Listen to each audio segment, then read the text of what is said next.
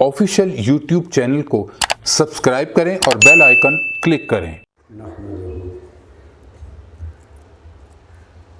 ونصلي ونسلم على سيدنا ومولانا محمد رسوله النبي الأمين المكين الحنين الكريم الرؤوف الرحيم،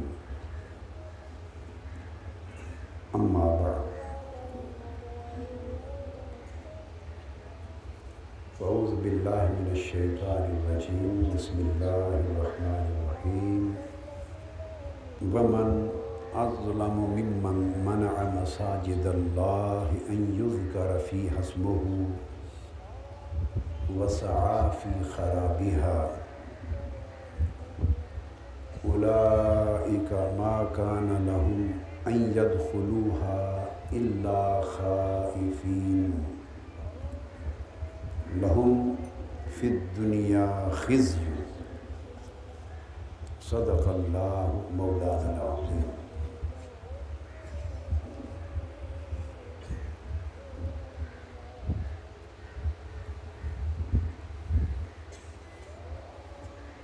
وقال الله تبارك وتعالى: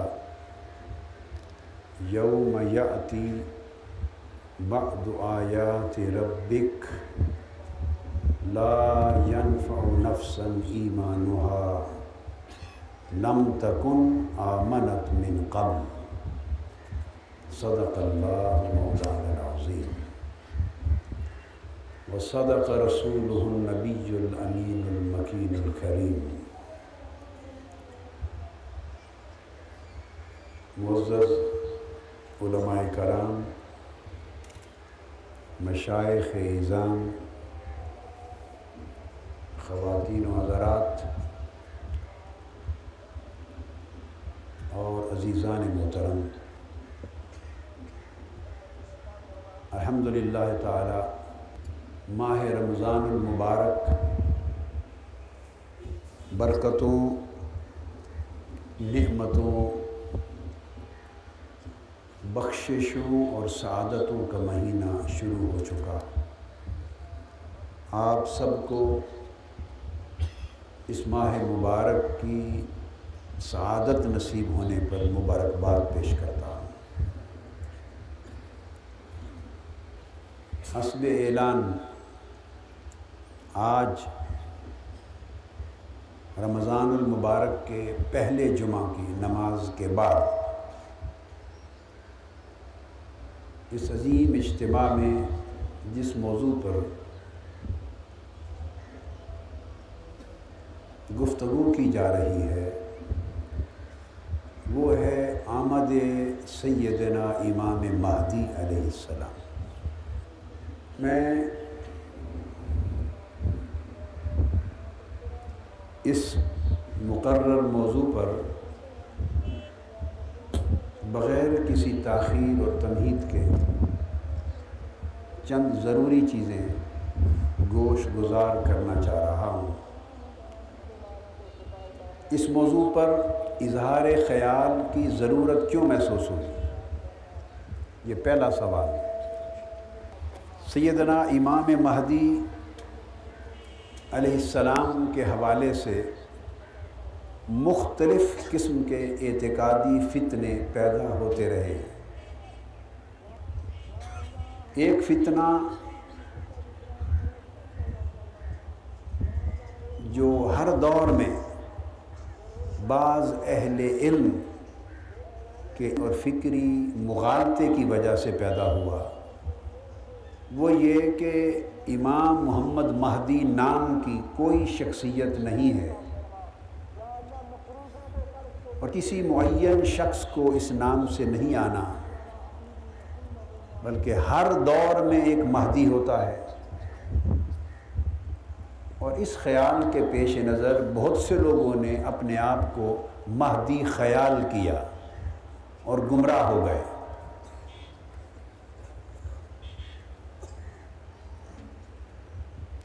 اسے فتنہ اس لیے قرار دے رہا ہوں کہ سیدنا امام محمد مہدی علیہ السلام ایک معین شخص ہیں ایک معین امام ہیں جن کو صراحت کے ساتھ، جن کی آمد کا حضور نبی اکرم صلی اللہ علیہ وآلہ وسلم نے ذکر فرمایا اور بشارت دی ہے، اور ان کی آمد کا انکار کرنا سراسر گمراہی اور فرمان مصطفیٰ سے بغاوت ہے صلی اللہ علیہ وآلہ وسلم۔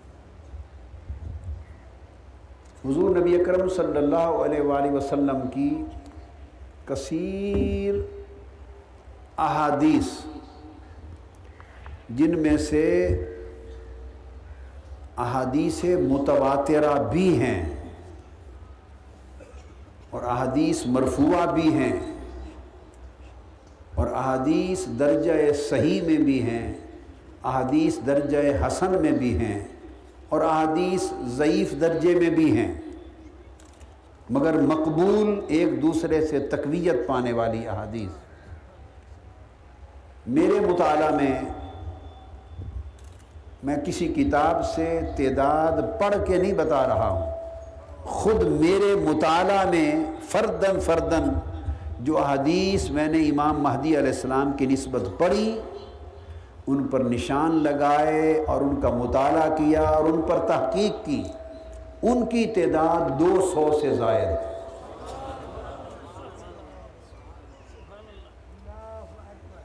کتنی تعداد؟ 200 سے زائد احادیث جو میرے مطالعہ اور تحقیق میں تفصیل سے آئی ہیں، اور یقیناً عدد اس سے زیادہ ہوگا۔ میں یہ بات اس لیے کہہ رہا ہوں کہ آپ کا انکار بعض لوگ سمجھتے ہیں کہ توہمات میں سے یا شیعہ حضرات کی گھڑی ہوئی باتوں میں سے ہے۔ کسی کی گھڑی ہوئی بات نہیں ہے، یہ تاجدار کائنات کی بتائی ہوئی بات ہے صلی اللہ علیہ وسلم، اور اس عقیدے پر امت کا اجماع رہا ہے۔ صحابہ کرام، تابعین، ائمہ مجتہدین، ائمہ اطہار اہل بیت، محدثین، فقہاء، علماء، اولیاء، صوفیاء، تمام مکاتب فکر کے اور تمام مذاہب کے ائمہ اور اکابر اعلام کا امت کے ہر دور میں اجماع رہا ہے۔ یہ مسئلہ کبھی بھی مختلف فی نہیں تھا، یہ اختلافی مسائل میں سے نہیں ہے۔ اختلاف فقط اتنے نقطے پر اہل سنت اور اہل تشیع کے درمیان ہے کہ اہل تشیع کے عقیدے میں یہ ہے کہ وہ پیدا ہوئے اور غائب ہو گئے، ان کا ظہور دوبارہ ہوگا۔ اہل سنت کے عقیدے میں یہ ہے کہ وہ ابھی پیدا نہیں ہوئے، ان کی ولادت ہوگی اور ان کی آمد ہوگی، بس۔ اس ایک اختلاف کو چھوڑ کر باقی سیدنا امام محمد مہدی علیہ السلام کے وجود پر، ان کی آمد پر اور ان کے مقام و مرتبے پر امت میں کوئی اختلاف نہیں رہا۔ امام قرطبی نے سیدنا امام محمد مہدی علیہ السلام کی آمد پر جو احادیث آئی ہیں ان کو متواتر کہا ہے۔ امام مزی نے، جو اسماء الرجال کے امام ہیں اہل سنت میں فن حدیث کے، انہوں نے ان احادیث کو متواتر کہا ہے، اور متواتر حدیث وہ ہوتی ہے کہ جس کی حکم کا ماننا شرعاً واجب ہوتا ہے اور انکار کرنے والا گمراہ ہو جاتا ہے۔ امام ابن القیم جوزی نے متواتر کہا ہے، امام ابن حجر عسقلانی نے متواتر کہا ہے، امام سخاوی نے، امام جلال الدین سیوطی نے، امام ابن حجر مکی نے، ملا علی قاری نے، امام زرقانی نے، امام قسطلانی نے، امام برزنجی نے، الغرض ان تمام ائمہ محدثین نے ان احادیث کو جو سیدنا امام محمد مہدی کی آمد میں وارد ہوئی ہیں، ان کو درجہ تواتر میں مانا ہے، اور بہت کم احادیث ذخیرہ حدیث میں متواتر مانی جاتی. پھر جن ائمہ اور محدثین نے استدلال کیا ان احادیث سے، استنباط کیا، اور ان احادیث کے ذریعے امام محمد مہدی علیہ السلام کے احوال، صفات، مرتبے کو، مقام کو ثابت کیا، ان میں امام سفیان ثوری ہیں جو ہماری سیاستہ کے ہاں امیر المومنین فی الحدیث تصور ہوتے ہیں ائمہ حدیث میں. اور امام ابو جعفر عقیلی یہ وہ ہیں جنہوں نے استنباط کیا. اور امام ابن حبان جو صحیح ابن حبان کے مصنف، اور امام ابو سلیمان خطابی، اور امام بہقی، امام ابو القاسم السہیلی، امام ابو عبداللہ القرطبی، حتیٰ کہ علامہ ابن تیمیہ، انہوں نے استنباط کیا، استدلال کیا، اس سے احتجاج کیا، اسے حجت مانا. پھر امام ابن القیم جوزی، پھر امام ابن کثیر، یہ وہ علماء ہیں جو ایک اینڈ میں ایکسٹریم اینڈ کے علماء تصور ہوتے ہیں پرانے ائمہ محدثین میں. علامہ ابن تیمیہ، علامہ ابن قیم، علامہ ابن کثیر، ان کو لوگ، میں نہیں، میری رائے مختلف ہے، یعنی لوگ ان کو ایک ایکسٹریم اینڈ پر سمجھتے. انہوں نے انہیں حجت مانا ان احادیث کو. پھر امام جلال الدین سیوطی، پھر امام ابن حجر المکی، پھر صاحب کنز العمال شیخ علی متقی الہندی، امام عبد الرؤوف المناوی، حتیٰ کہ سعودی عرب کے مفتی اعظم سابق شیخ عبدالعزیز بن باز، انہوں نے ان حدیث کو حجت مانا ہے. عبدالعزیز بن باز انہوں نے بھی ان حدیث کو حجت مانا. اور اس وقت سعودی عرب کے علماء دنیا میں صرف ایک محدث کو حجت مانتے ہیں اور ان کی تحقیق کو سند مانتے ہیں، کسی اور کو نہیں مانتے. ان کا نام ہے شیخ ناصر الدین البانی. تو ناصر الدین البانی نے بھی احادیث مہدی کو حجت مانا ہے. اب سعودی عرب سے جو کتاب حدیث کی لیں تو اس کی تحقیق و تخریج ناصر الدین البانی کی ہوگی. وہ کسی اور کی تحقیق و تخریج عام طور پہ نہیں چھاپتے، صرف ان کو حجت مانتے ہیں حدیث کی تحقیق و تخریج میں. انہوں نے بھی احادیث دربارہ امام مہدی کو حجت مانا.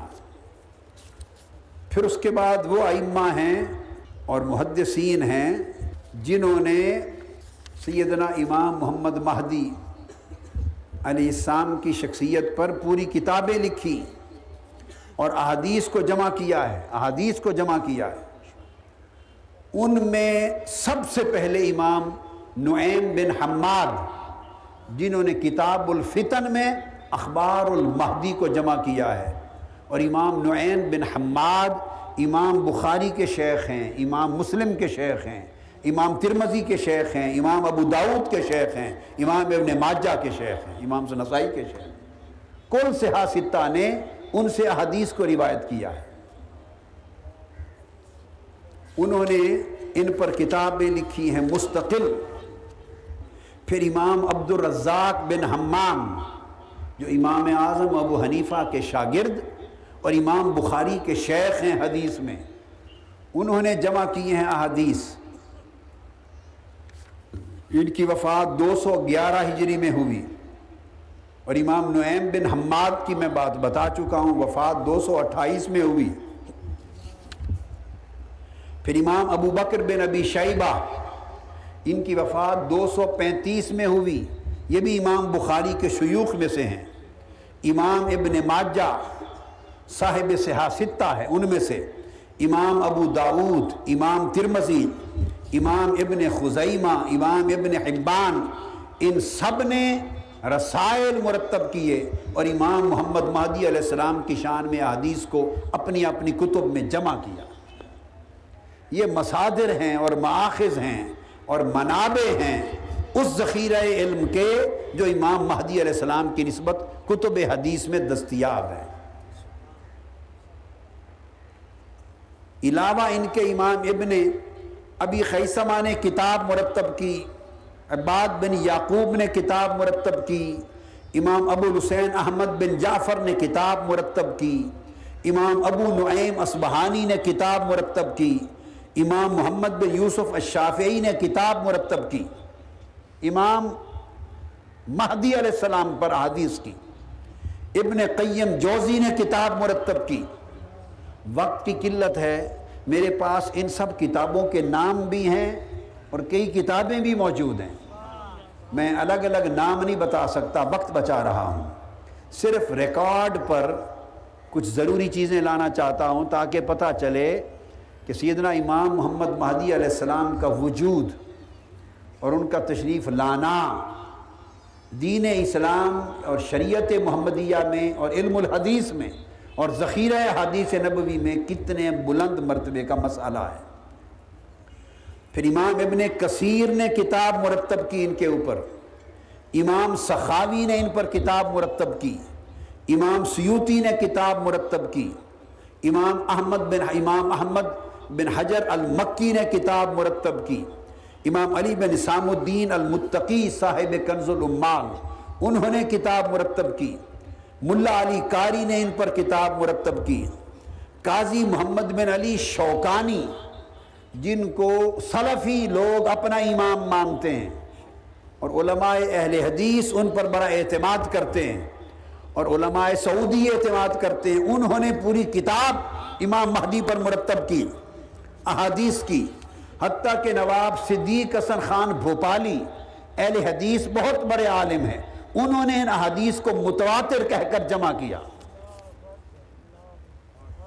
الاعز القیاس، یہ میں نے چند ایک ریفرنسز دیے صرف اتنا نکتہ سمجھانے کے لیے کہ امام محمد مہدی علیہ السلام کا مسئلہ یہ قطعاً کوئی اہل تشیع کا اور فقہ جعفریہ کے علماء کا گھڑا ہوا نہیں ہے۔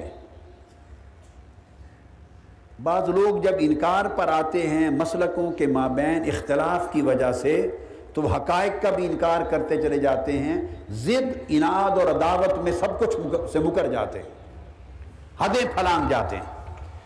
اس لیے ایمان اور عقیدے کی سلامتی اختلاف مسالک کے باوجود ضروری ہے۔ حق حق ہوتا ہے، حق کو کسی کی خاطر نہ مانا جاتا ہے نہ کسی سے اختلاف کی وجہ سے اسے جھٹلایا جاتا ہے۔ حق کے ماننے کا نام ایمان ہوتا ہے۔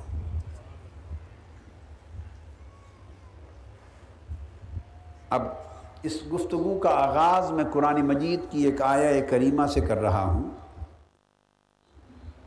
جس کی میں نے تلاوت کی۔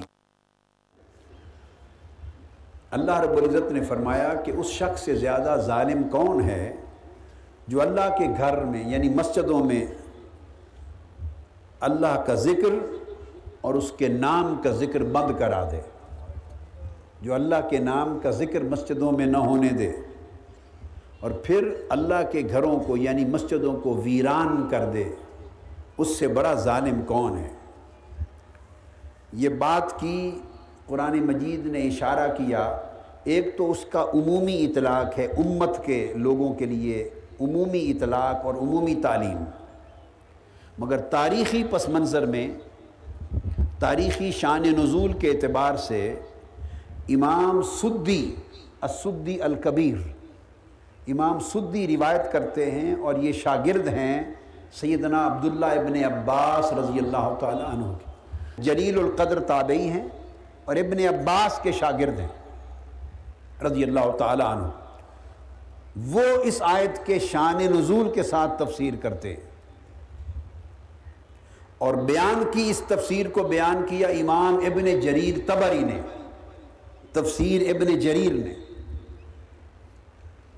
اور مختلف ائمہ تفسیر نے اس روایت تفسیر کو اپنی کتب میں روایت کیا، بشمول امام جلال الدین سیوطی کے، جو اہل سنت کے سب سے بڑے معتمد ائمہ تفسیر میں سے ہیں،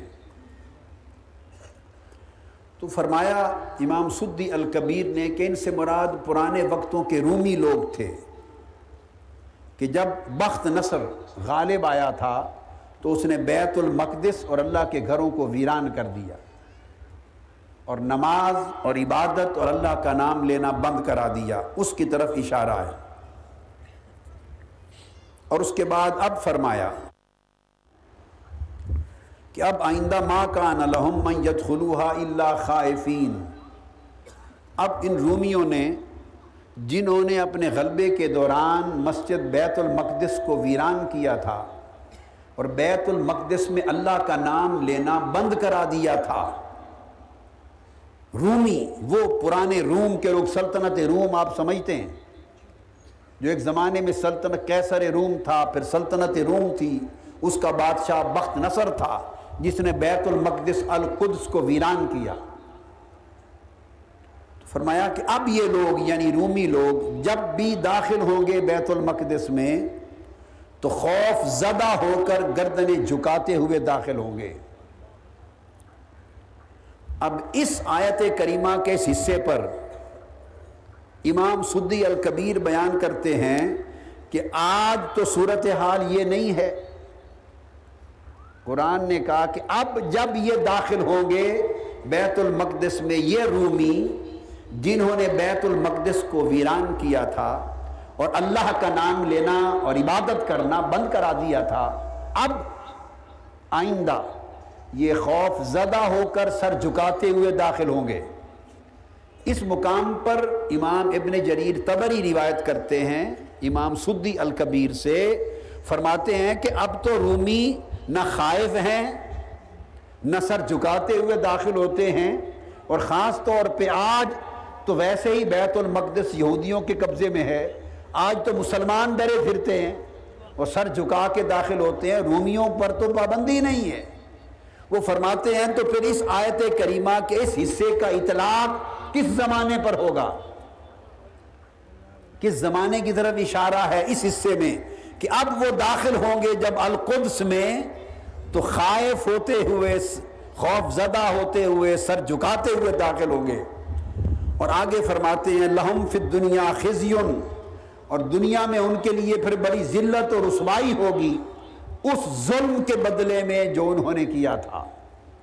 تو وہ فرماتے ہیں کہ یہ کس دور کی طرف اشارہ ہے، تو امام السدی الکبیر جو حضرت عبداللہ ابن عباس سے روایت کرتے ہیں رضی اللہ تعالیٰ عنہ، وہ فرماتے ہیں کہ یہ اشارہ ہے اس زمانے کی طرف جب امام محمد مہدی علیہ السلام آئیں گے اور بیت المقدس کو فتح کریں گے اور قسطنطنیہ کو فتح کریں گے، اور بیت المقدس ان کی عالمی سلطنت کا پایہ تخت یعنی کیپٹل بنے گا۔ اس وقت کی طرف اشارہ ہے کہ جب سلطنت اسلام کے سربراہ و بادشاہ امام محمد مہدی علیہ السلام ہوں گے، امت محمدی کے آخری خلیفہ و امام، تو اس وقت کی طرف اشارہ ہے کہ یہ خوف زدہ ہو کر سر جھکائے ہوئے امن کے طالب بن کے داخل ہوں گے۔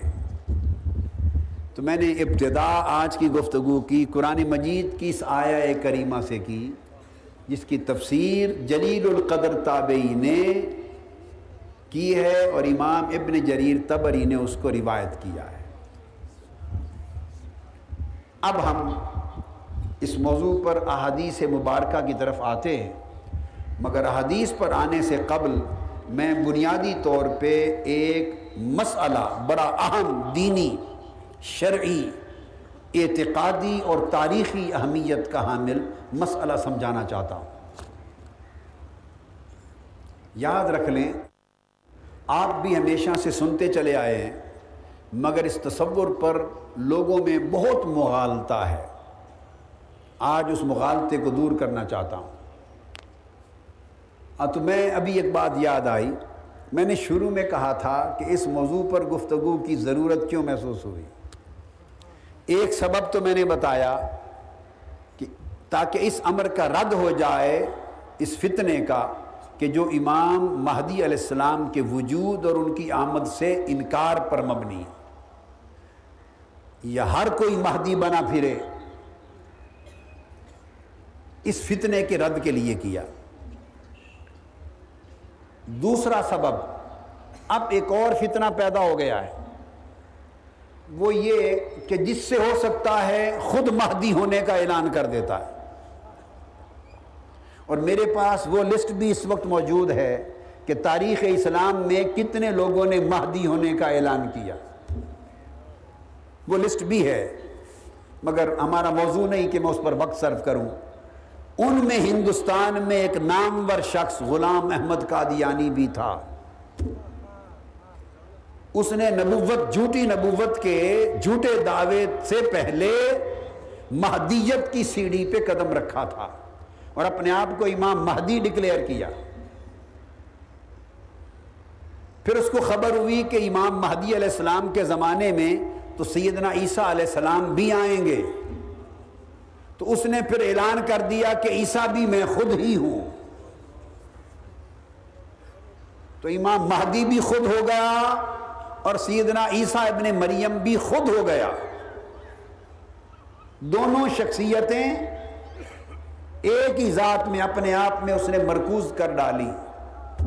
تیسری بات کسی نے اسے سمجھائی نہیں، ورنہ وہ بے وقوف اس کا بھی اعلان کر دیتا.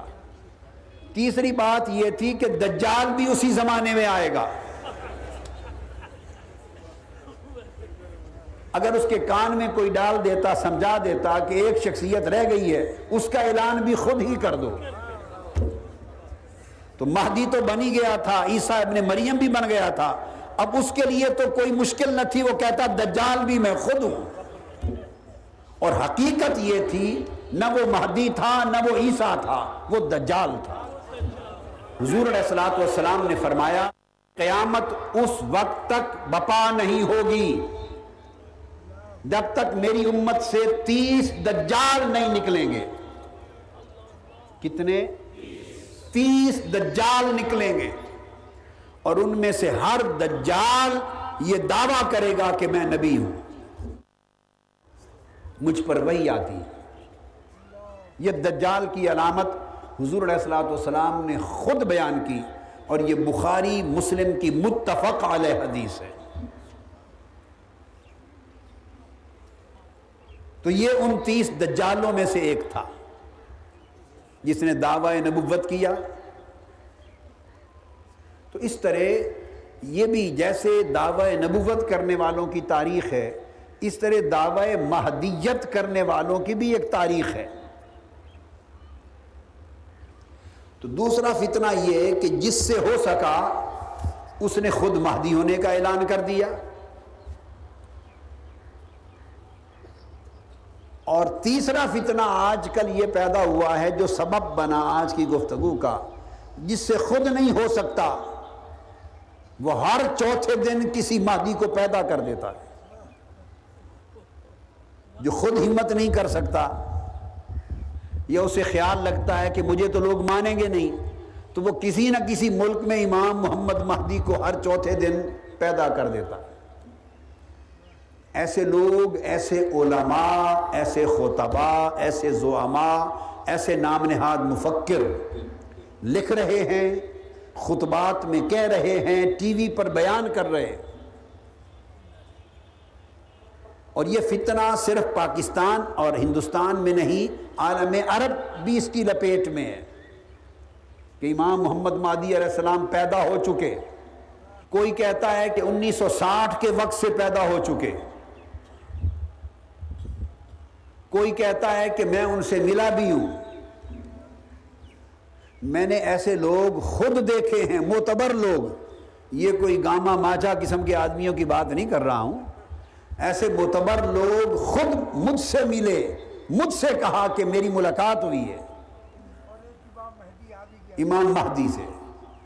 کوئی انہوں نے یمن میں ٹھہرائے ہوئے ہے، کوئی انہیں پاکستان میں چھپائے ہوئے ہے، کوئی انہیں سوڈان میں ایک بچہ ہو گیا ہے، وہ قرآن کی آیتیں پڑھتا ہے، اس کو مہدی بنا رہے ہیں.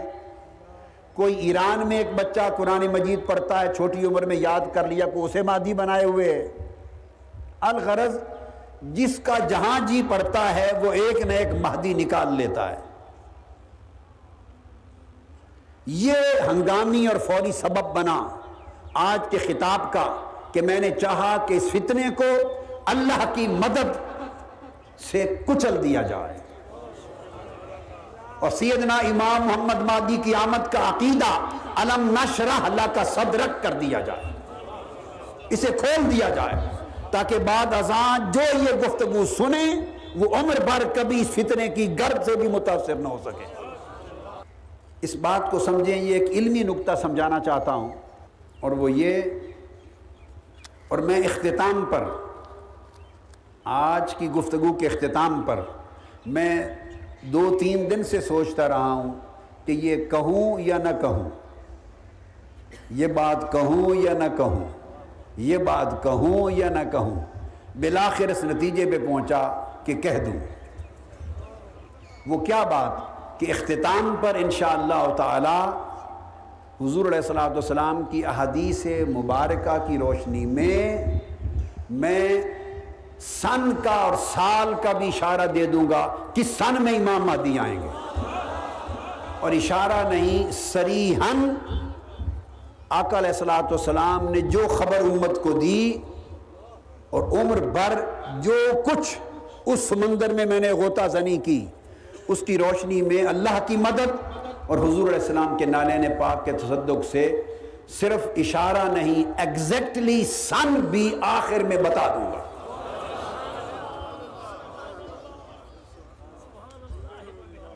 مگر وہ بھی، میں اس کو بھی ظنی بات کہوں گا، تاہم جو کچھ اللہ پاک نے فہم علم دین کا، علم حدیث کا عطا کیا، اس کی روشنی میں جو کچھ سمجھ میں آیا وہ میں بیان کر دوں گا، مگر یہ اس خطاب کا آخری حصہ ہوگا، تاکہ جس نے یہ بات سن کے جانی ہے وہ بیٹھا رہے۔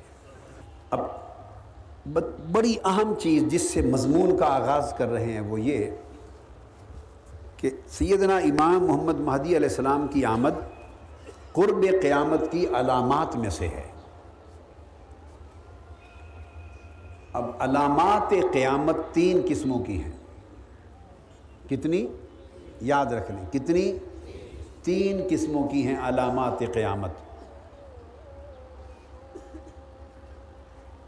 پہلی قسم قیامت کے آنے کی علامات، جن کو اشراط الساعہ بھی کہتے ہیں، علامات القیام الساعہ بھی کہتے ہیں، یعنی علامات قیامت، قیامت کی نشانیاں، اس کی 3 قسمیں ہیں۔ پہلی قسم حضور نبی اکرم صلی اللہ علیہ وآلہ وسلم کے دور اقدس کے اختتام سے لے کر آپ کی وفات طیبہ سے لے کر اس پچھلے 1000 سال میں مکمل ہو چکی۔ یہ خاص بات ہے جو کنسیپٹ کلیئر کرنا چاہتا ہوں۔ آقا علیہ السلام کی وفات، آپ کا وصال، قرب قیامت کی علامات میں سے پہلی علامت تھا، اور جب چاند کو ٹکڑے کیا میرے آقا علیہ السلام نے تو قرآن نے اعلان کر دیا تھا اقتربت الساعہ، قیامت قریب آ گئی، قیامت قریب آ گئی۔ تو قرب قیامت کا اعلان آقا علیہ السلام نے اپنی حیات طیبہ میں فرما دیا، اور علامت قرب قیامت کی علامتوں میں سے پہلی علامت حضور علیہ الصلوۃ والسلام کا وصال مبارک تھا۔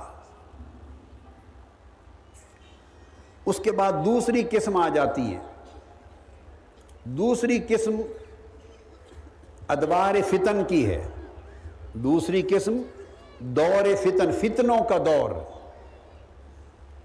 یہ قرب قیامت کی علامات ہیں، اور یہ علامات صغرا ہیں، چھوٹی علامتیں۔ کیا ہیں؟ چھوٹی علامتیں۔ یہ دور فتن، قرب قیامت کی چھوٹی علامتوں کا دور وہ ہے جس میں سے ہم اب گزر رہے ہیں، یہ شروع ہو چکا ہے۔ میں تینوں پر روشنی ڈالوں گا خطاب میں احادیث کے ذریعے۔ یہ دور، دور فتن، جو قرب قیامت کی علامات کا دوسرا حصہ ہے علامات صغرا، اشراط الساعۃ الصغرا، یہ شروع ہے، جاری ہے، ہم اسی دور میں سے گزر رہے ہیں۔ یہ کب ختم ہوگا؟ اس کے لیے کوئی ٹائم لیمیٹیشن نہیں ہے۔ لوگوں نے احادیث کو بالکل کل ذخیرہ حدیث کو تمام جہات کے ساتھ، تمام ریلیونٹ موضوعات کے ساتھ ملا کے نہیں پڑھا۔ لوگ الگ الگ کر کے پڑھتے ہیں، اس کے نتیجے میں مغالطہ لگتا ہے اور گمراہی اور فتنے پھیلاتے ہیں۔ یہ جو علامات قیامت صغرا ہیں، یہ فتنوں کا دور جس میں سے گزر رہے ہیں، یاد رکھ لیں کہ ان علامات صغرا میں سیدنا امام محمد مہدی علیہ السلام نہیں آئیں گے۔ قیامت کی ان چھوٹی نشانیوں کے دور میں جب تک یہ دور رہے گا، اس دور میں امام محمد مہدی علیہ السلام نہیں آئیں گے۔ اس دور کا فائدہ اٹھا کر جو شخص دعویٰ کرے گا امام مہدی ہونے کا، وہ کذاب اور دجال ہوگا، اور جو کسی اور کو بنائے گا، نکالے گا، کھڑا کرے گا، اب اس کے لیے میں کیا کہہ سکتا ہوں؟ وہ یا جاہل ہے یا اتنا ہی بے خبر ہے دین سے، اور دین کے علم سے، معرفت سے اور فہم و ادراک سے اتنا ہی ناآگاہ اور محروم ہے۔ میں یہی کہہ سکتا ہوں۔ تو سیدنا امام محمد مہدی قیامت کی جو علامات صغرا کا دور ہے جس سے ہم گزر رہے ہیں، اس دور میں نہیں آئیں گے۔ اس کے بعد تیسرا دور آئے گا، ان کو علامات کبریٰ کا دور کہتے ہیں۔ کیا؟ علامات کبریٰ۔ میں بالکل 2 + 2 = 4 کی طرح بات سمجھا رہا ہوں۔ جب تیسرا دور قرب قیامت کی علامتوں کا علامات کبریٰ، یاد رکھ لیں اتنی بڑی ہستی چھوٹی نشانیوں کے زمانے میں نہیں آ سکتی۔ ایک عقلی اور منطقی بات بتا رہا ہوں۔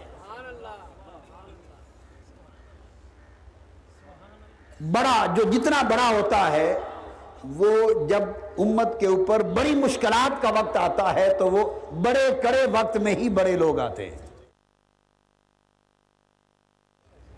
چھوٹی مشکلات کے زمانے میں کام چھوٹے لوگوں سے چلایا جاتا ہے، ان کے فیض یافتہ لوگوں سے، ان کے نور اور روشنی پر چلنے والے لوگوں سے، ان کی برکات سے فیض یاب ہو کے خدمت کرنے والوں سے چلایا جاتا ہے۔ جب یہ دور علامات صغرا کا ختم ہو جائے گا اور تیسرا دور شروع ہوگا، دور فتن کا سیکنڈ پیریڈ، اور نشانیوں کا تیسرا دور، علامات کبریٰ، علامات قرب قیامت کی بڑی نشانیوں میں سے سب سے پہلی نشانی سیدنا امام محمد مہدی علیہ السلام کی آمد ہے۔ علامات قرب قیامت کی علامات کبریٰ میں پہلی علامت، پہلی نشانی سیدنا امام محمد مہدی علیہ السلام کی آمد۔ یہ 3 چیزوں کا فرق سمجھ گئے۔ اب میں اس کا بیان کر دوں۔ میرا خیال ہے روزے بھی ہیں، مضمون کو میں مکمل کرنا چاہتا ہوں کیونکہ بار بار اس موضوع پر خطاب نہیں ہوگا، تو ممکن ہے یہ مضمون 2 قسطوں میں چلا جائے۔ جتنا آج بیان ہوا آج کر دوں گا، جو رہ گیا انشاءاللہ تعالی اگلے جمعۃ المبارک پر ہوگا۔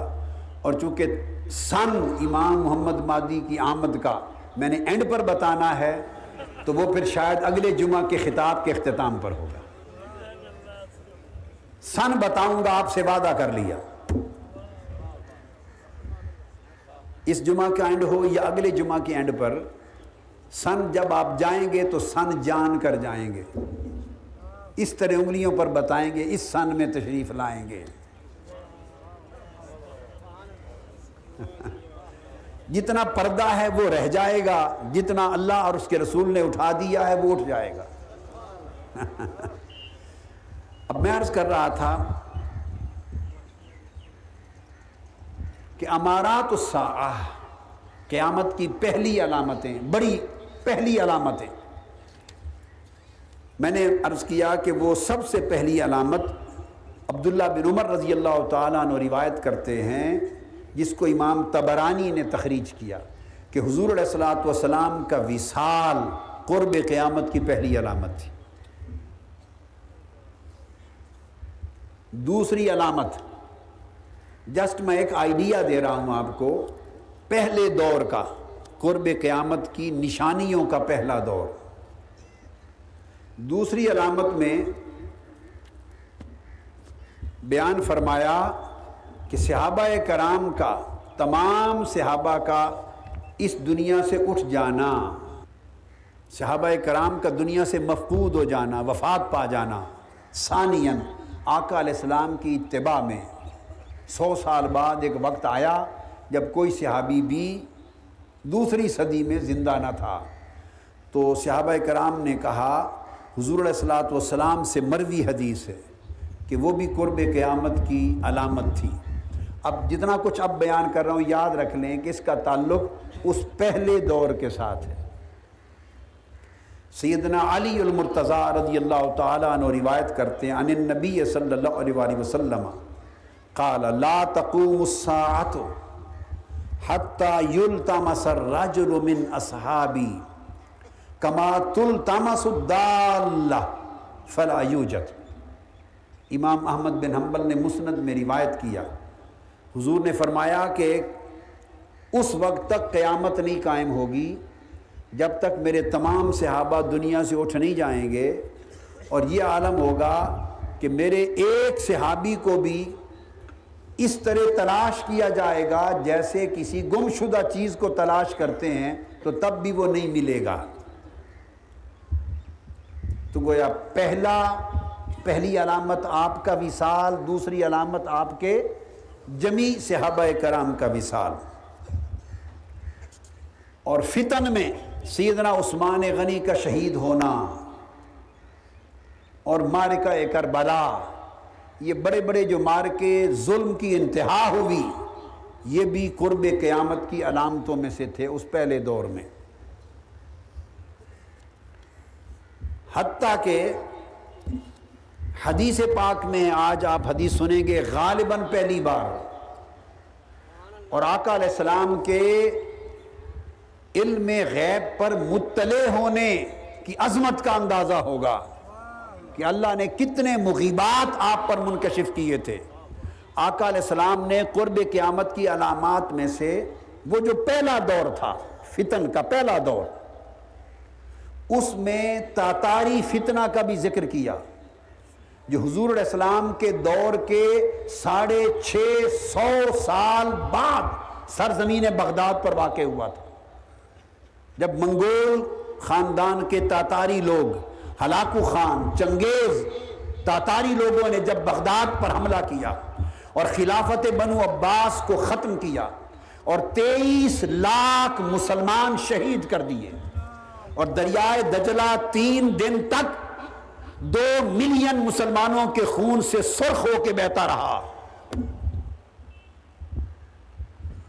اور مسلمانوں کی سلطنت چھین لی گئی، اور 50 سال تک روئے زمین پر اسلام کے نام پر کوئی سلطنت نہ تھی۔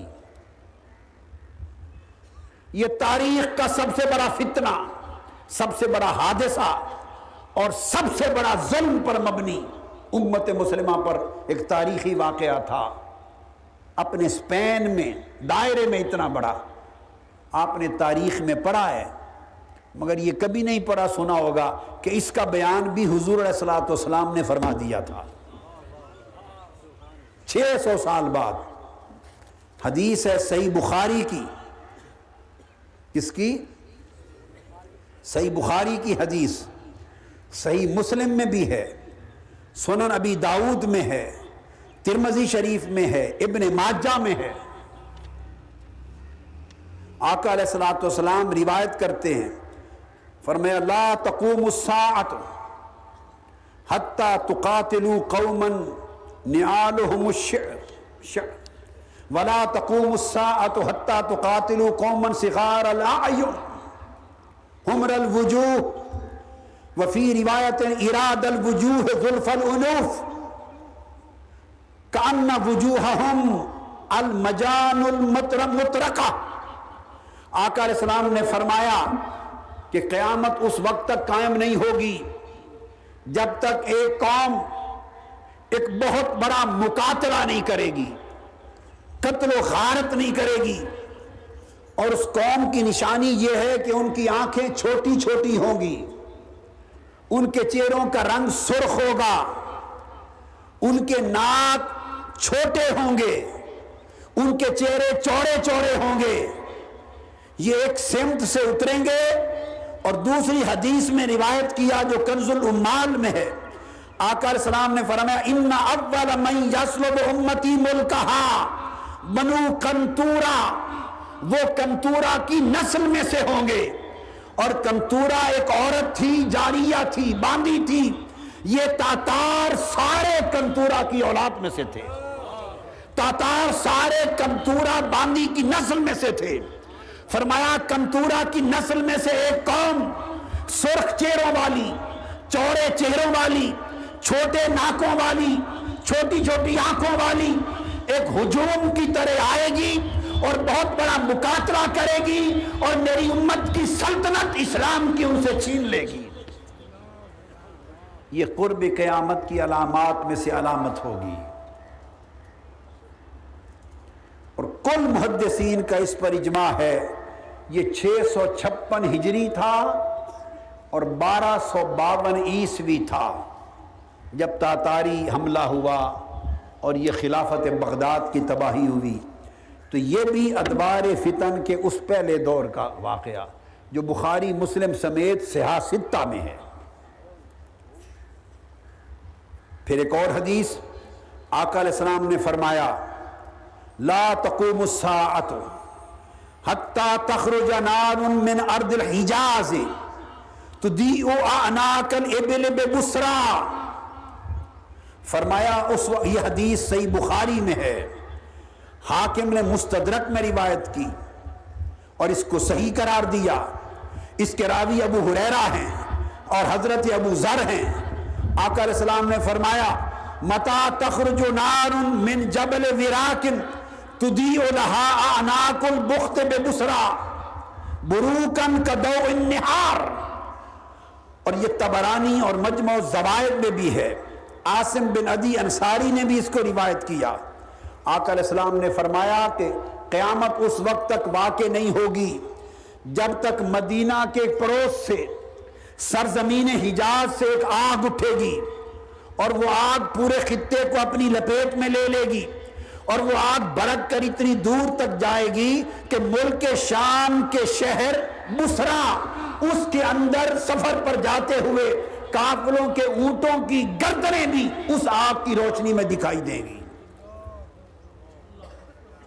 اور وہ آگ ملک شام تک کے پورے خطے کو سفید دن کی طرح روشن کر دے گی۔ آقا علیہ السلام نے یہ آگ بیان کی کہ قرب قیامت سے پہلے یہ ہوگا، اور یہ آگ جس کا ذکر آقا نے فرمایا یہ بھی 654 ہجری میں جلی۔ ادھر بغداد کی خلافت تباہ ہو رہی تھی، یہ علامت تھی، ادھر تاتاری فتنہ سلطنت اسلام کو تاخت و تاراج کر رہا تھا، ادھر اسلام کی سلطنت کی اینٹ سے اینٹ بجائی جا رہی تھی، اور 23 لاکھ مسلمانوں کا قتل عام ہو رہا تھا۔ این ان ایام میں جب تاتاری فتنہ منگول سے چل کے ایران کے خطوں کو تاخت و تاراج کرتا ہوا بغداد کو تباہ کر رہا تھا، اس زمانہ میں 654 ہجری میں یہ زمین مدینہ کی سرزمین پہ ایک زلزلہ آیا، اور یہ 454 ہجری تھا، اور بدھ کی رات تھی، اور جمادی الاول کا مہینہ تھا، اور منگل اور بدھ کی رات تھی۔ اس رات میں زلزلہ آیا، 3-4 دن جاری رہا، پھر آگ بھڑک اٹھی، اور وہ آگ اس پورے خطے سے لے کر ملک شام کے شہر بصرہ تک اس نے پوری سرزمین کو دن کی طرح روشن کر دیا۔ اور امام ابو شامہ بیان کرتے ہیں، اور امام قسطلانی بیان کرتے ہیں، اور امام قرطبی بیان کرتے ہیں، وہ کہتے ہیں کہ دمشق میں بیٹھے ہوئے لوگوں نے اپنے خطوں میں بیٹھ کر اس آگ کو دیکھا جو آقا نے فرمائی تھی۔ پھر تاریخ کا حصہ بن گیا، اس کی ڈیٹیلز تاریخ کی کتب میں آئی ہیں۔ جو کچھ آقا علیہ السلام نے اس آگ کے بھڑکنے سے 600 سال پہلے فرمایا تھا، وہ پوری دنیا نے دیکھا۔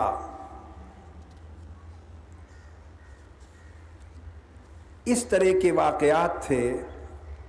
پھر آقا علیہ السلام نے فرمایا، صحیح بخاری میں ہے، کہ قیامت نہیں آئے گی اس وقت تک حتی یبعث الدجالون کذابون قریب من 30 وفی روایت 30 کلہم یزعم انہ رسول اللہ۔ قیامت اس وقت تک نہیں آئے گی جب تک 30 جھوٹے دجال جنم نہیں لیں گے، اور ان جھوٹے دجالوں میں آخری دجال وہ ہوگا جو سیدنا امام محمد مہدی علیہ السلام اور سیدنا عیسیٰ علیہ السلام کے زمانے میں آئے گا۔ وہ آخری دجال ہوگا، اور وہ بھی کہے گا میں نبی ہوں۔ اس کا پہلا دعویٰ ہوگا میں نبی اللہ ہوں۔ جب لوگوں کو منوا لے گا پھر دوسرا دعویٰ کرے گا کہ میں خدا ہوں۔ تو آقا علیہ السلام نے فرمایا کہ کذاب دجال مدعیان نبوت میں کچھ عورتیں بھی ہوں گی، اور ان کی تعداد 4 ہوگی۔ ان کی تعداد 4 ہوگی، وہ بھی دعوی نبوت کریں گی۔ حاضرین محترم، یہ میں نے چند ایک نمونے آپ کو بیان کیے، یہ واضح کرنے کے لیے کہ قرب قیامت کی نشانیوں میں جو پہلا دور تھا، دور علامات قرب قیامت اور پھر دور فتن، وہ آقا علیہ السلام کی وصال مبارک سے لے کر آپ سمجھیں پچھلے 1000 یا 800 سال قبل کا جو عرصہ بیت گیا، وہ دور اس میں مکمل ہوا۔ اس کے بعد اب دوسرا دور فتن شروع ہوا، اور یہ دور علامات صغرا کا ہے۔ جن لوگوں نے اجلت کر لی ہے اور جلدی میں آ گئے ہیں کہ فوراً سیدنا امام محمد مہدی کو کہیں نہ کہیں سے ظاہر کیا جائے، ان کو مغالطہ یہ لائق ہوا ہے کہ انہوں نے علامات صغرا کا دور قرب قیامت کا اور علامات کبریٰ کے دور میں امتیاز نہیں کیا۔ ایک بات اجمالی طور پہ ذہن میں رکھ لی کہ قیامت کے قریب یہ علامتیں ہوں گی، جو میں ابھی چند احادیث پڑھوں گا آپ کے سامنے، چند احادیث۔ وہ علامتیں آپ نے بھی سن رکھی ہیں، علماء بیان کرتے ہیں، وہ علماء پڑھتے بھی ہیں جنہیں مغالطہ ہوا ہے۔ جب وہ علامتیں پڑھتے ہیں تو پھر کہتے ہیں کہ یہ ساری علامتیں تو ظاہر ہو چکی، لہٰذا اب امام محمد مہدی کے آنے کا زمانہ بھی آ گیا ہے۔ یہاں مغالطہ پیدا ہوتا ہے، جبکہ حقیقت یہ ہے کہ یہ علامات صغرا کا زمانہ شروع ہے، کب ختم ہوگا یہ اللہ اور اللہ کے رسول کو بہتر معلوم۔ تیسرا دور، دور فتن، قرب قیامت کی علامات کبریٰ کا، بڑی نشانیوں کا دور آئے گا۔ وہ جو بڑی نشانیاں ہوں گی وہ 12 ہوں گی، جن میں سے 10 نشانیاں دفعتاً آئیں گی۔ ان 12 قرب قیامت کی بڑی نشانیوں میں سب سے پہلی نشانی جن سے ابتدا ہوگی، بگننگ ہوگی، وہ سیدنا امام محمد مہدی علیہ السلام کی ولادت ہوگی یا ان کی آمد ہوگی۔ اب یہ جو دوسرا دور ہے اس کی، جس کی وجہ سے مغالطہ ہوا ہے، اس کا تذکرہ کرتا ہوں تاکہ پتہ چلے کہ قرب قیامت کی علامتیں آج کل کیا ہیں، کون سی نشانیاں ہیں جو قرب قیامت کی شروع ہو چکی ہیں، جن کی وجہ سے مغالطہ لائق ہوتا ہے۔ یہ اس مغالطے کو دور کرنے کے لیے بھی سن لیں، اور یہ بھی جان لیں کہ کیا کیا فتنے ہیں، اور اپنے گریبانوں میں جھانک کر یہ بھی دیکھ لیں کہ کون کون فرمان مصطفیٰ کے مطابق ان فتنوں کی آگ میں جل رہا ہے، کس کس کے گھر یہ فتنے داخل ہو گئے ہیں اور کس کس کے خرمن ایمان کو یہ فتنے جلا کے بسم کر رہے ہیں، اور کون کون ان فتنوں کے ہاتھ سے ہلاک اور برباد ہو رہا ہے، غرض بغرض آگاہی بھی اور بغرض اصلاح و ہدایت بھی۔ آقا علیہ السلام نے فرمایا کہ قرب قیامت کی علامتوں میں سے یہ ہے کہ بارش بہت ہوگی مگر فصلیں کم ہوں گی،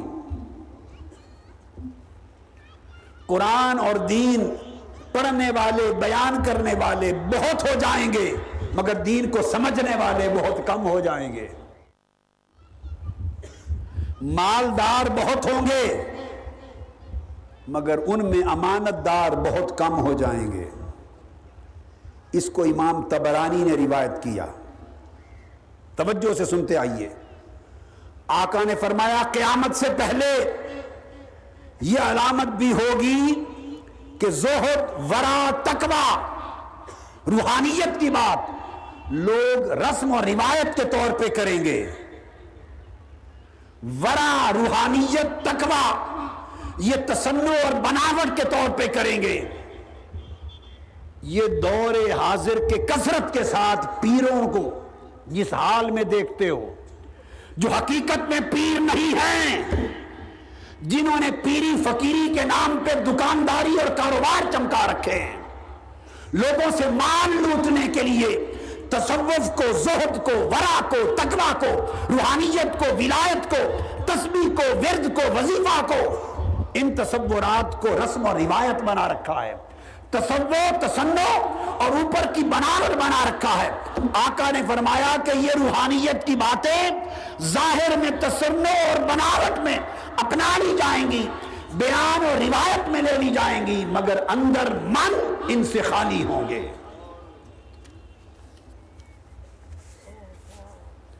پھر آقا علیہ السلام نے فرمایا، اسے ابو ہریرہ نے روایت کیا اور امام ابو نعیم نے حلیۃ الاولیاء میں درج کیا۔ پھر آقا نے فرمایا کہ قیامت کے قریب بڑے فتنوں میں سے یہ ہے، لوگوں دیکھو کون کون اس فتنے کی آگ میں جلس رہا ہے، جل رہا ہے۔ نوجوان بیٹے، نوجوان بیٹیاں، یا وفاداری محمد مصطفیٰ سے کرو یا وفاداری ابلیس اور شیطان سے کرو، یا ادھر ہو جاؤ یا ادھر ہو جاؤ، دونوں گھر، خدا کا گھر، شیطان کا گھر بیک وقت راضی نہیں ہو سکتا۔ خدا کے لیے اپنے گھر شیطان کے حملوں سے پاک کر دو۔ ماں باپ جو اندھی نیند سوئے ہوئے ہیں، غفلت کی نیند سوئے ہوئے ہیں، جو اپنے بچوں کو ہر روز فیشنوں پر لگائے جا رہے ہیں، فیشنوں پر لگائے جا رہے ہیں اور دیکھ کر خوش ہوتے ہیں کہ میرا بیٹا، میرا بیٹی ایسے فیشن کے لباس پہن رہا ہے۔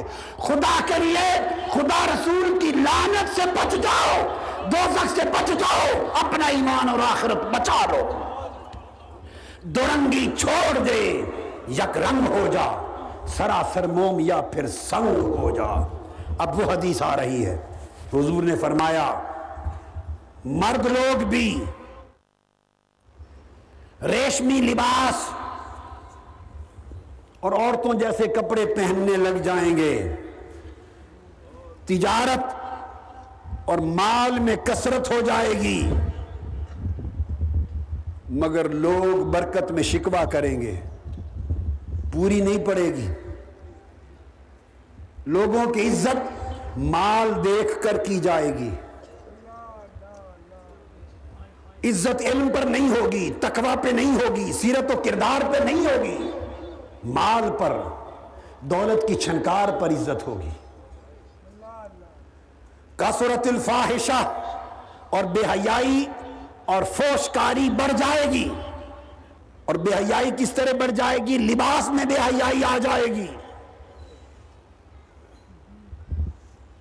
آج آپ کی عورتوں، بیویوں، بچیوں کے لباس وہی ہیں جو 8-10 سال پہلے تھے؟ بولیے۔ پنڈلی تک ہوتے تھے قمیض، اب آدھے جسم تک چڑھ گئے، चाक एक ही शक्ल के कट में बदल गए, एक ही शक्ल का कट आ गया, ताकि नेफे भी नजर आए शलवार के और ऊपर आधा पेट भी नजर आए। ये नेफे किन को दिखाती हो? सोचो, किन को दिखाती हो? ये पेट नंगा किन को दिखाना चाहती हो? एक कट कमीज के जिससे टांगे और पट नंगे हो जाएं साइडों पर, ये दिखाने किन को दिखाना चाहती हो? अगर शौहर को दिखाना था तो शौहर के लिए तो घर काफी है, अब किसको दिखाती हो? सीने नंगे हो गए लिबास में, बाजू आधे हो गए, सर से दुपट्टे उतर गए। फरमाया कासुरतुल फाहिशा, लिबास में, सर में, बदन में, कपड़ों में, चलने फिरने में, हर तरफ पूरा जिस्म फाहिशाकारी का मुरक्का बन जाएगा। घर फाहिशाकारी का मुरक्का होंगे। कासुरन निसा, औरतें बढ़ जाएंगी, नाप तोल में कमी होगी, बड़ों की इज्जत नहीं की जाएगी, छोटों पर रहम नहीं किया जाएगा, और लोगों को पता भी नहीं होगा उनकी कसरत के साथ औलाद जिना की होगी। लोग समझेंगे हमारे बेटे बेटियां हैं, मगर वो परायों के होंगे। औलाद कसरत के साथ बदकारी की होगी, बदकारी इतनी ज्यादा होगी, औरतें यूं चलेगी बाहर लिबास पहनकर कि आका ने फरमाया कि रास्ता जाते ही लोगों की निगाह पड़ेगी और भेड़ियों की तरह झपट ली जाएंगी, रास्तों में झपट ली जाएंगी।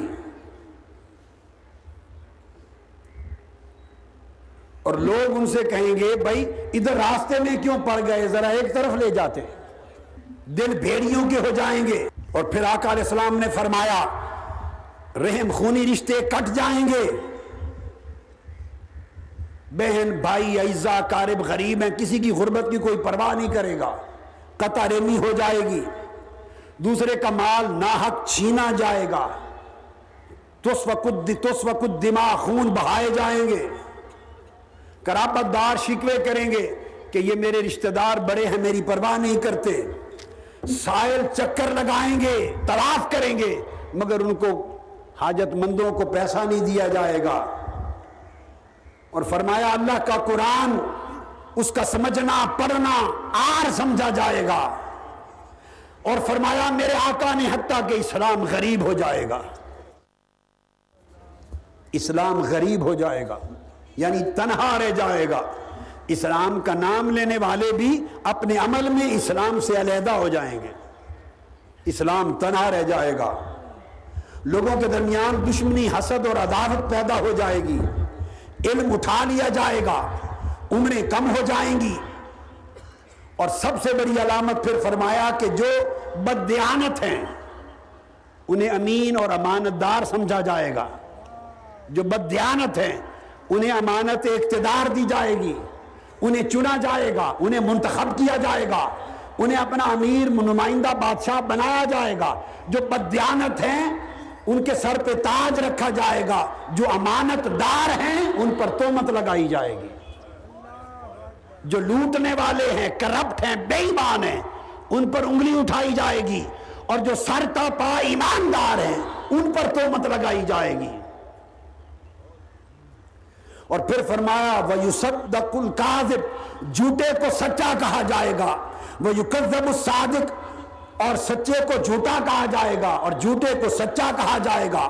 कत्ल गारत आम हो जाएगी, मकान महल्लात ऊंची बिल्डिंगें बनेगी, औलाद वालिदैन की नाफरमान हो जाएगी, बगावत हसद और दिल की तंगी आम हो जाएगी, लोग हलाक होने लग जाएंगे, झूठ कसरत के साथ बोला जाएगा, सच्चाई कम हो जाएगी, लोगों में इख्तिलाफ फैल जाएगा, हर एक के शख्स के दिल में दूसरे के बारे में बदगुमानी होगी, बदगुमानी आम होगी, जहालत आम होगी। खुतबा, खिताब करने वाले, तकरीरें करने वाले खतीब झूठ बोलेंगे, झूठ बोलेंगे, और मेरी उम्मत के सबसे बड़े शरीर तबका बन जाएंगे। اور تقریریں کرنے والے مالدار لوگوں کی تعریفیں کریں گے، خوش آمدید کریں گے تاکہ ان سے پیسے ملیں۔ اور فرمایا 3 چیزیں ناپید ہو جائیں گی، ایک حلال کا روپیہ، حلال کا روپیہ ناپید ہو جائے گا، ایک وہ علم جس سے فیض حاصل ہو سکے ناپید ہو جائے گا، اور اخن فی اللہ عز و جل، اور ایک صرف اللہ کے لیے دوستی اور محبت خال خال رہ جائے گی۔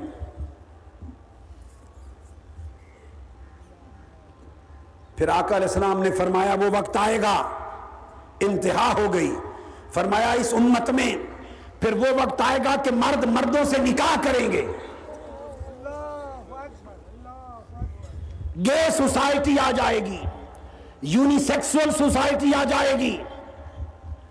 ابھی گے سوسائٹی، مردوں کا مردوں سے نکاح کرنا، ابھی یہ قانون مغرب میں پاس ہونا شروع ہو گئے ہیں۔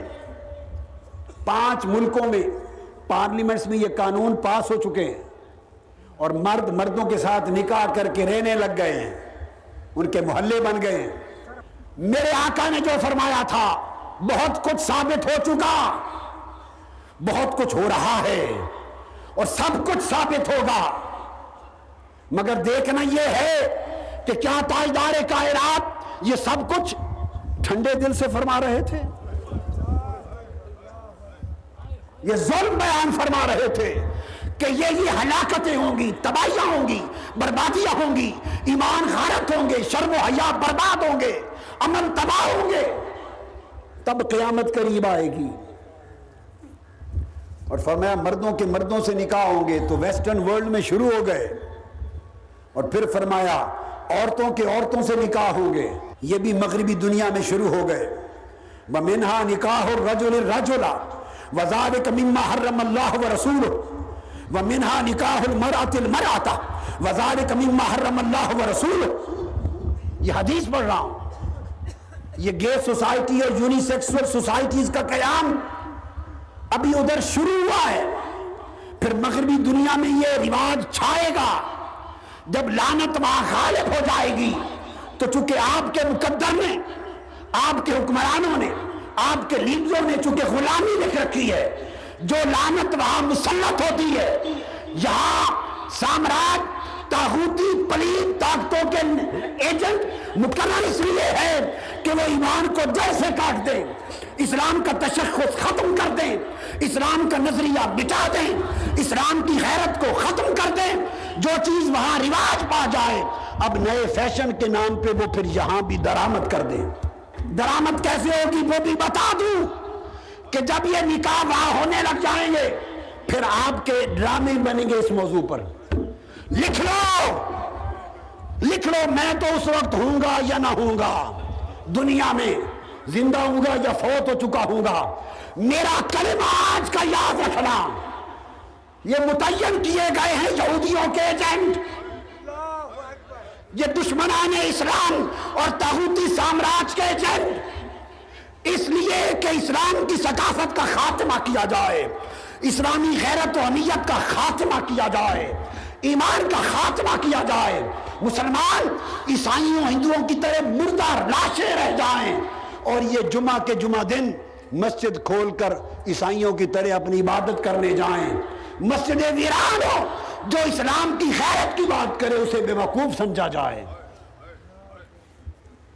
جو حرام و حلال کی بات کرے اسے دقیانوسی سمجھا جائے، جو مصطفیٰ کی تعلیم کی بات کرے اسے اگلے وقتوں کے ہے لوگ انہیں کچھ نہ کہو کہا جائے۔ تو اس پر میں کہہ رہا ہوں لکھ لو، ڈرامے بنیں گے، فلمیں بنیں گی دکھانے کے لیے کہ یہ کچھ ہو رہا ہے۔ جب آپ وزارت کو کہیں گے، جو وزارت اس کنجر خانے کے لیے بنائی جاتی ہے، جو کنجر خانے کو رواج دینے کے لیے وزارتیں بنتی ہیں، جب آپ ان سے کہیں گے کیا ہو رہا ہے، وہ کہیں گے یہ گندگی دکھا رہے ہیں تاکہ آپ لعنت بھیجیں اور آپ کو پتہ چلے کہ وہ لوگ کتنے گندے ہیں، کہیں گے یہ، اور دراصل آپ کو اکسایا جا رہا ہوگا ہر روز دکھا دکھا کر۔ یہ ڈکیتیاں کیسے شروع ہوئی؟ یہ ٹی وی کے فلموں ڈراموں نے راستے دکھائے۔ تو تو وہ پھر روز ٹی وی ڈرامے اور فلمیں چلیں گی. رفتہ رفتہ یہ راستہ ہموار ہوگا. پھر دیکھیں گے سوسائٹی میں رد عمل نہیں ہے، رد عمل نہیں ہے. پھر رفتہ رفتہ اکا دکا واقعات کروائیں گے. آہستہ آہستہ جب دیکھیں گے غیرت مرتی جا رہی ہے، پھر کہیں گے بھیا آزادی ہے، ان کی مرضی کرتے ہیں، کرنے دو، ہمیں کیا. اس طرح کر کے آپ کو پورے کفر کی لپیٹ میں دے دیا جائے گا. اس لیے میری دانش میں آج سب سے بڑے کفر، سب سے بڑی بے حیائی، سب سے بڑی بے غیرتی، سب سے بڑی بے حیائی اہمیتی اور سب سے بڑی بے ایمانی اور ایمان اور دین کی سب سے بڑی تباہی اور ہلاکت کا دروازہ آج کا ٹیلی ویژن ہے. آپ لوگوں میں اتنی طاقت نہیں ہے کہ ٹی وی گھر پہ ہو تو آپ صرف دین کے پروگرام کے لیے آن کریں اور بقایا کے لیے آن نہ کر سکیں. آپ روکیں، آپ کی بیویاں اڑا کے رکھ دیں گی آپ کو، الا ماشاء اللہ. اور کئی بیویاں بھی ایسی ہیں کہ ان کے شوہر اس طرف جائیں تو وہ ان کو روک دیں گی، دین پر قائم ہوں گی، جن کا ایمان مضبوط ہے. بچیوں کی تباہی کا راستہ یہ ہے. باقی کسی اور جگہ بھیجنے کی ضرورت نہیں، ساری بربادی گھر کے اندر موجود ہے ٹی وی چینلز کی شکل میں. اور اب انٹرنیٹ بھی انہی کنیکشنز کے لیے یوز ہو رہا ہے. یہ آپ کی بچیاں ماں باپ والے کمرے میں کیوں نہیں رکھتی انٹرنیٹ؟ وہ الگ کمروں میں اپنا انٹرنیٹ کیوں رکھتی ہیں؟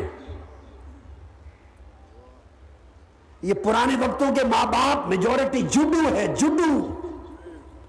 آپ کو 2 ٹکے کی خبر نہیں ہے کہ کیا ہو رہا ہے، دنیا کہاں پہنچ چکی ہے.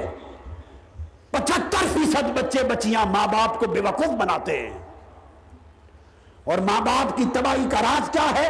ہر ماں باپ یہ سمجھتا ہے کہ دوسروں کے بیٹے بیٹیاں خراب ہیں، میرا بیٹا بیٹی تو جبرائیل امین جیسا پاک ہے، میری بیٹی وہ تو بی بی مریم جیسی ہے، میرا بیٹا وہ تو جبرائیل امین کا کزن ہے، میرا بیٹا بیٹی نہیں بگڑ سکتا، ہمارا خون ہے.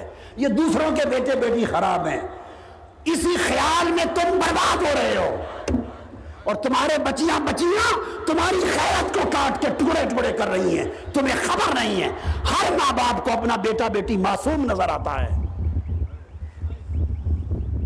تمہیں معلوم نہیں اس معصومیت کے پردے کے پیچھے کتنے کتنے مکر ہیں، کتنے کتنے فریب ہیں.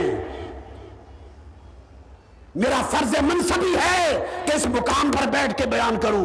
اگر یہ حق نہ بتاؤ تو میرے آقا مجھ سے ناراض ہو جائیں گے.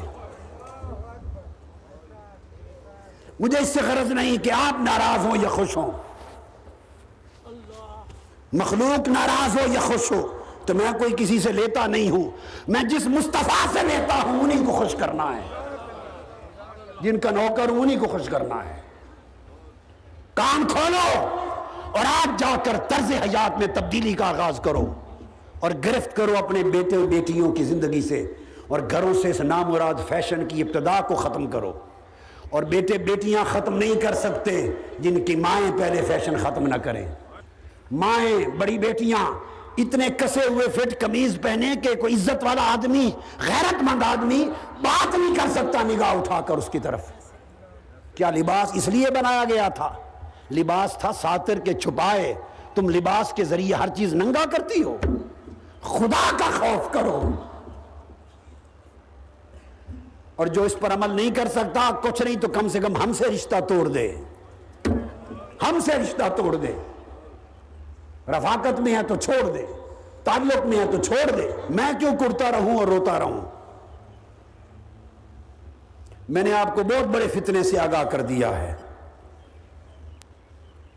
اور آقا نے فرمایا اس راستے پر چلنے والے، حضور نے فرمایا لیس لہؤلاء صلاۃ ما اقاموا علی ذلک، وہ ان کی کوئی نماز بھی قبول نہیں ہوگی، نہ روزے قبول ہوں گے، سن لیں، نہ کوئی نماز قبول ہوگی، نہ تسبیح قبول ہوگی، نہ لیلۃ القدر کی عبادتیں، نہ شب برات کی عبادتیں. فرمایا حتی یتوبوا الی اللہ توبۃ نصوحا، یہاں تک کہ وہ اس پورے عمل کو چھوڑ کر سچے سچے تائب ہو کر اللہ کی بارگاہ میں اپنی اصلاح کر لیں. یہ عمل قبول نہیں ہوں گے.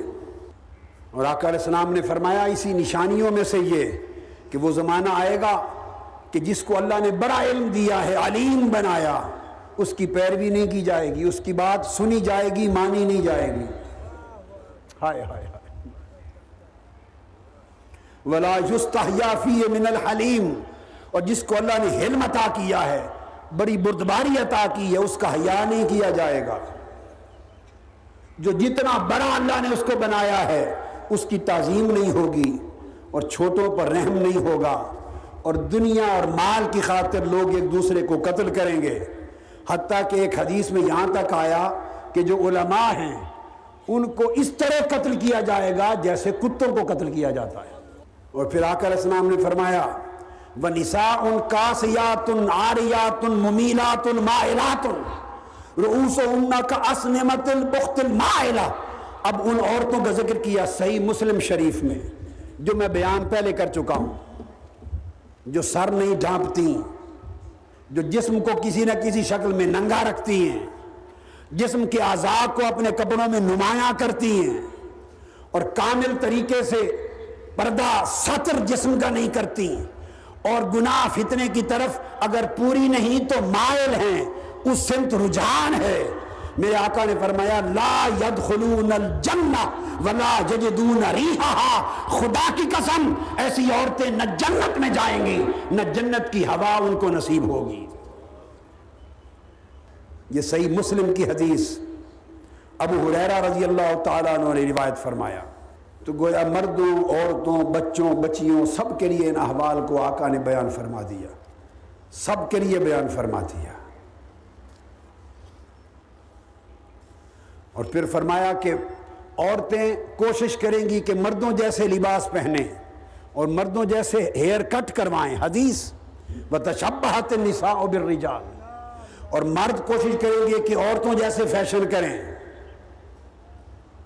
شرابیں پی جائیں گی، حدود اٹھا لیے جائیں گے، قسمیں توڑی جائیں گی، وعدے خلافی کی جائے گی، اور قرآن مجید بڑے بڑے خوبصورت چھپیں گے، مزین منقش بڑے خوبصورت چھپیں گے قرآن، اور مسجدوں کو بڑی زیب و زینت خوبصورتی سے سجایا جائے گا، منبر مینار بڑے خوبصورت اونچے بنائے جائیں گے، سارا کچھ ہوگا مگر دلوں میں فساد ہوگا۔ قرآن اور اسلام بیان کرنے والے بہت ہوں گے، سمجھنے والے اس سے کم ہوں گے، عمل کرنے والے بالکل کم ہوں گے۔ یہ تمام احادیث بیان کی اور اظہار فرمایا ان احادیث کے ذریعے کہ یہ وہ علامات ہیں جو علامات صغریٰ ہیں قیامت کی۔ اب قبل اس کے کہ اب ہم تیسرے دور میں داخل ہوں، وہ بات میں شروع کرنے والا ہوں، جو دور فتن کا تیسرا مرحلہ ہے۔ قرب قیامت کی علامات کبریٰ ہیں، بڑی نشانیاں۔ اب آپ ایمان سے کہیے کہ اس وقت جو کچھ بیان کیا ہم اس دور فتن میں ہیں یا نہیں؟ اور آقا علیہ السلام نے فرمایا یہ فتنے ہر گھر میں داخل ہو جائیں گے۔ ہر گھر میں داخل ہیں یا نہیں؟ بولیے۔ یہ فتنے دو راستے چل رہے ہیں، ایک ان فتنوں کے خلاف جنگ اور جہاد، اور ایک ان فتنوں میں مبتلا ہونا، ان فتنوں کا شکار ہونا۔ یہ راستہ دجال کی طرف جا رہا ہے، وہ انہی فتنوں کا امام بن کے آنے والا ہے، اور ان فتنوں کے خلاف جنگ اور جہاد، اور ان فتنوں کے خلاف لڑ کر دین اور ایمان اور غیرت اور حیا کو بچانا، اس مشن کے علم بردار امام محمد مہدی آنے والے، اور یہ راستہ مصطفیٰ کی طرف جا رہا ہے۔ بولیے، اس فتنوں کے خلاف ہمیں ہر فرد کو، ہر بیٹے بیٹی کو، ہر ماں بہن کو، ہر باپ اور بھائی کو، اور ہر گھر کو سینہ سپر ہو کر ان فتنوں کے خلاف آمادہ جہاد ہو جانا چاہیے یا نہیں؟ ہاتھ کھڑا کر کے بتائیں۔ اس پر ہاتھ کھڑا کرتی ہیں کہ نہیں؟ اس فتنے کے خلاف جہاد کریں گی میری مائیں بہنیں بیٹیاں یا نہیں؟ جہاد کریں گی کہ نہیں ان فتنوں کے خلاف؟ اونچا بولیں۔ اپنے گھروں کو دجالی فتنے سے پاک کرنے کے لیے اٹھ کھڑی ہوں گی یا نہیں؟ اور آپ سب مرد بھائی اور بیٹے تاجدار کائنات کی رضا اور خدا کی رضا کے لیے ان فتنوں کا سر کچلنے پر اٹھیں گے یا نہیں؟ اللہ آپ کو مبارک کرے، استقامت دے۔ اس پر فرمایا یہ دور جب بھی ختم ہوگا، جب بھی ختم ہوگا تو اس کے بعد تیسرا دور علامات قیامت کا، علامات قیامت، علامات کبریٰ کا آئے گا۔ اس کا کچھ ابتدائی حصہ میں آج بیان کر کے چھوڑ دوں گا، جو سیدنا امام محمد مہدی علیہ السلام کا ذاتی تعارف ہے۔ باقی پورا مضمون اور ان کی آمد کی سن تک یہ بیان انشاءاللہ اگلے جمعہ پر کروں گا۔ جب تیسرا دور فتن شروع ہوگا علامات کبریٰ کا، تو اس تیسرے دور فتن میں 12 علامتیں ظاہر ہوں گی۔ ان میں سب سے پہلی علامت سیدنا امام محمد مہدی علیہ السلام کا ظہور ہوگا۔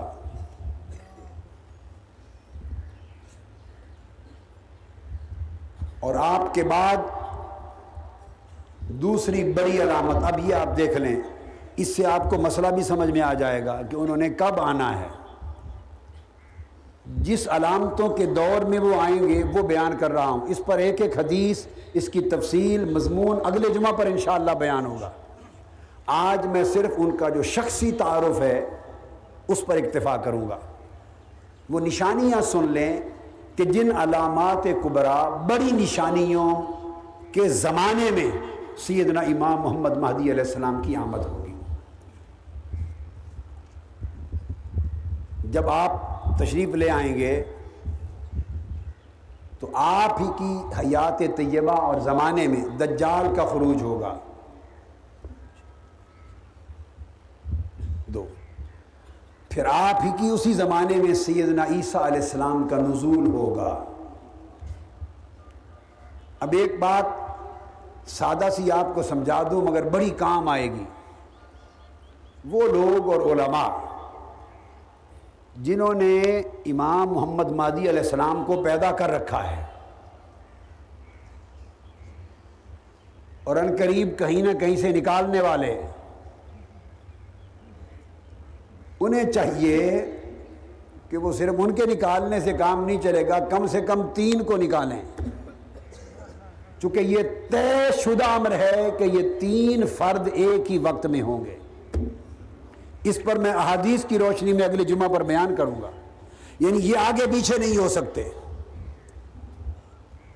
لہٰذا اگر امام مہدی علیہ السلام کو انہوں نے کہیں پیدا کر رکھا ہے تو ساتھ ہی سیدنا عیسیٰ علیہ السلام کے نزول کا بندوبست کریں، کہیں نہ کہیں سے اتار لیں، اور ایک دجال بھی کہیں سے کریٹ کریں، اس کو بھی خارج کریں، کیونکہ قاعدہ یہ ہے کہ 3 اکٹھے ایک وقت میں ہوں گے۔ جب سیدنا عیسیٰ علیہ السلام کا نزول ہوگا تو بیت المقدس میں نماز فجر پر سیدنا عیسیٰ علیہ السلام اور سیدنا امام محمد مہدی علیہ السلام کی ملاقات ہوگی، بیت المقدس میں نماز فجر پر۔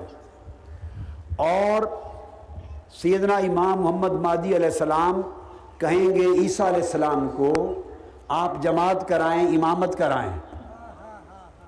آپ مصلی پر کھڑے تھے، ہو چکے ہوں گے کھڑے، تکبیر ہو گئی ہوگی، جب سیدنا عیسیٰ علیہ السلام پہنچیں گے آپ الٹے پاؤں مصلی سے پیچھے ہٹ آئیں گے۔ میں یہ حوالے حدیث سب اگلے جمعہ پر بیان کروں گا، میں ایک نکتہ سمجھا رہا ہوں۔ تو فرمائیں گے کہ آپ آگے بڑھیں ہیں سیدنا عیسیٰ علیہ السلام اور آپ جماعت کرائیں، تو سیدنا عیسیٰ علیہ السلام فرمائیں گے نہیں، نماز جماعت اس امت کو، اس امت کا امام ہی کرائے گا۔ چنانچہ عیسیٰ علیہ السلام ان کو پھر آگے مصلی پر کر دیں گے اور امام مہدی علیہ السلام جماعت کرائیں گے اور سیدنا عیسیٰ علیہ السلام ان کی اقتداء میں نماز ادا کریں گے۔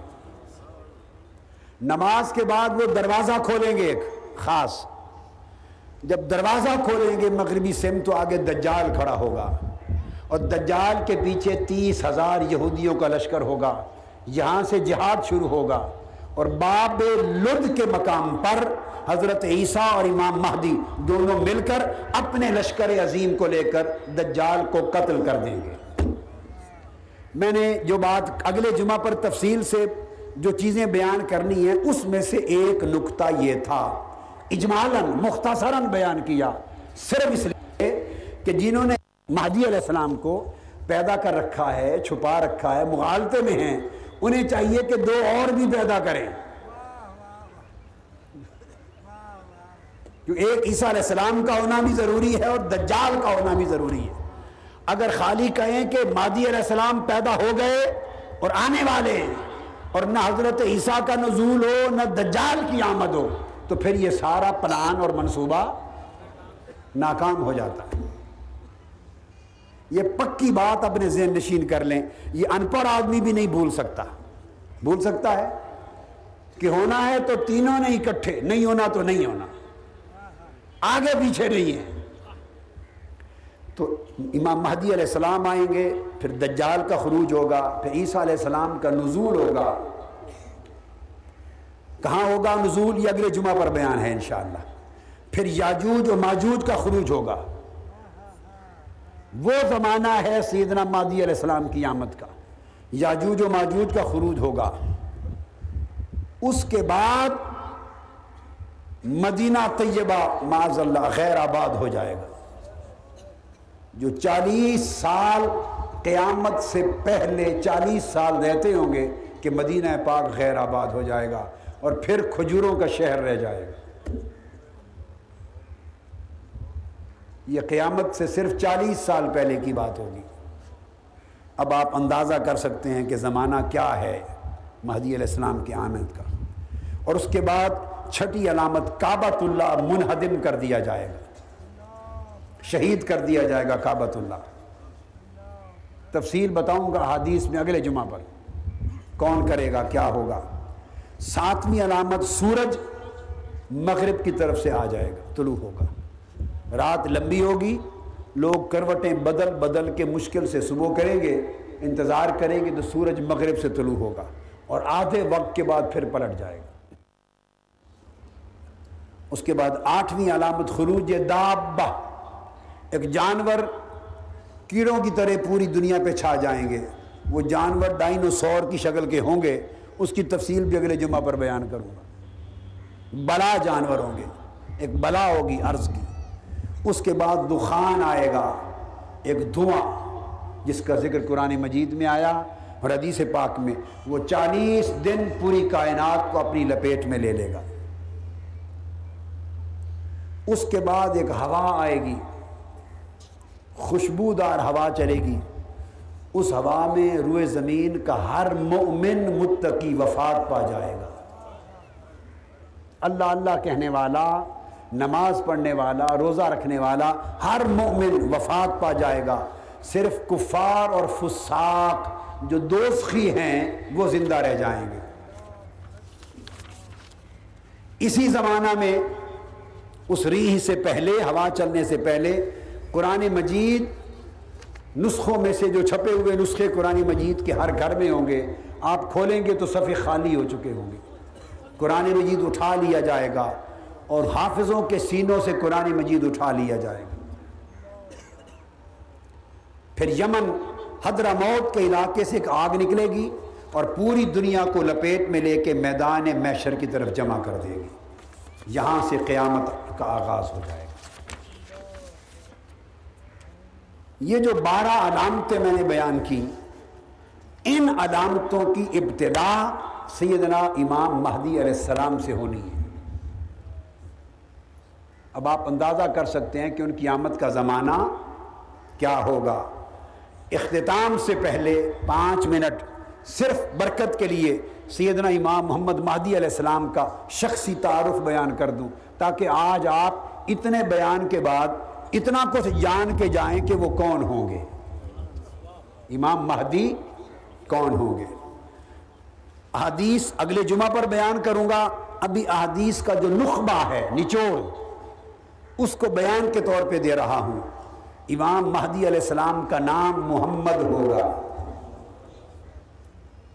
ان کے والد گرامی کا نام حضور نے فرمایا میرے والد کے نام پر عبداللہ ہوگا، تو امام مہدی کا نام ہوگا محمد بن عبداللہ، محمد بن عبداللہ العلوی الحسینی الحسنی الفاطمی الہاشمی۔ وہ سیدہ فاطمۃ الزہرا سلام اللہ علیہا کی اولاد میں سے ہوں گے۔ میں اگلے جمعہ احادیث بیان کروں گا، ابھی صرف ایک نچوڑ تھوڑا سا شخصی تعارف کا عرض کر رہا ہوں۔ اور ان کا نسب امام حسن اور امام حسین دونوں سے ملے گا، اور اغلب غالب رائے تحقیق یہ ہے کہ امام علی مقام سیدنا امام حسین کی اولاد سے ہوں گے ان کے والد، اور والدہ ان کی امام حسن مجتبیٰ کی اولاد سے ہوں گی، تو وہ حسنی اور حسینی ہوں گے، والد کی طرف سے حسینی اور والدہ کی طرف سے حسنی۔ اور ان کی پیشانی چوڑی اور اونچی ہوگی، چہرہ خوبصورت ہوگا، ناک مبارک اونچی ہوگی، دانت سامنے کے کھلے اور روشن ہوں گے، اور آقا نے فرمایا چہرہ یوں روشن ہوگا جیسے چمکتا ہوا ستارہ ہوتا ہے۔ مدینہ طیبہ میں پیدا ہوں گے۔ میں نے آپ کو عرض کیا کہ اس ایک نقطے پر اہل سنت کی تحقیق اور کتب حدیث اور بیان اور اہل تشیع کی کتب اور ان کی تحقیق میں ایک نقطے پر اختلاف ہے۔ میں اس اختلاف کو کبھی زیر بحث لایا نہیں کرتا، یہ کوئی اصل موضوع ہی نہیں ہے۔ اہل تشیع کے ہاں عقیدہ یہ ہے کہ وہ پیدا ہو گئے تھے سیدنا امام حسن عسکری کے صاحبزادے 12ویں امام، پھر ان کی عمر 4 سال یا 8 سال کے قریب تھی جب وہ غار میں غائب ہو گئے، دوبارہ ظہور ہوگا، اس لیے اہل تشیع ان کو امام غائب کا لقب دیتے ہیں اور امام الزمان بھی کہتے ہیں۔ اور امام منتظر تو اہل سنت اور اہل تشیع دونوں کے ہیں، پوری امت کے منتظر ہیں، چونکہ ہر ایک کو ان کا انتظار ہے۔ حضور نے بتا جو دیا کہ آنا ہے سو انتظار ہے، جس کو انتظار نہیں وہ بے ایمان ہے۔ اہل سنت کے ہاں ابھی پیدا نہیں ہوئے، ولادت ہوگی جو ہماری کتب حدیث میں ہے، سو وہ ولادت کتب حدیث کے مطابق مدینہ طیبہ میں ہوگی، اور جب آپ کی بیعت ہوگی تو آپ کی عمر مبارک 40 برس ہوگی، اور بعض احادیث میں 30 برس سے لے کے 40 برس کے درمیان ہوگی۔ حجر اسود اور مقام ابراہیم کے درمیان کعبۃ اللہ کے سین میں آپ کی پہلی بیعت ہوگی۔ پہلے دنیا کے سب سے بڑے 7 اکابر علماء بیعت کریں گے جو دنیا سے آئے ہوں گے، پھر بدری صحابہ کی عدد کے مطابق 313 اجل مجاہد مسلمان ان کے دست مبارک پر بیعت کریں گے، پھر عراق کے اکابر اولیاء اور شام کے ابدال وہ آ کے آپ کی بیعت کریں گے، اور آواز آئے گی الا ان اولیاء اللہ لا خوف علیہم ولا ہم یحزنون، آج اولیاء اللہ پر کوئی خوف و غم نہیں، اور جو محمد مہدی کے ساتھی ہیں وہ اولیاء اللہ ہیں۔ آپ کی داڑھی مبارک بڑی گھنی ہوگی، آنکھیں اس طرح خوبصورت ہوں گی کہ سرما پہنا ہوا لگے گا، آپ کی دائیں گال میں ایک تل ہوگا کالے رنگ کا،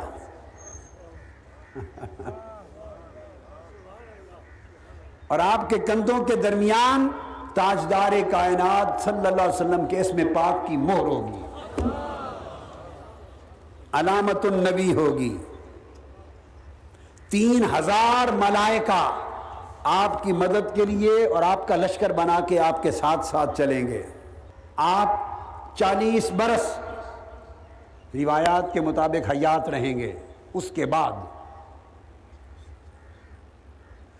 مدت خلافت اور مدت حکومت 7 برس بھی آئی ہے، 9 بھی آئی ہے، 20 بھی آئی ہے، 30 بھی آئی ہے، 40 بھی آئی، 39 بھی آئی، مختلف روایات ہیں، تاہم 40 برس تک آپ کی بقا، آپ کی حیات ہوگی۔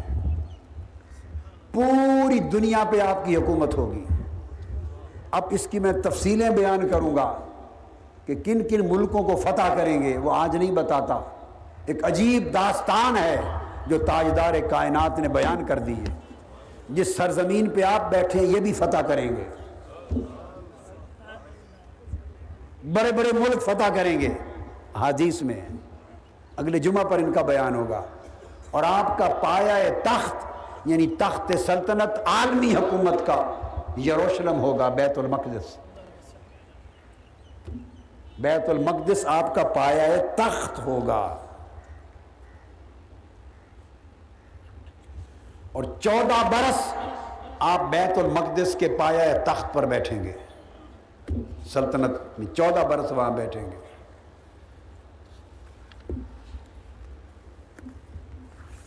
सैयदना इमाम महदी अलैहिस्सलाम की ये तफसील आका अलैहिस्सलातु वस्सलाम ने फरमाया,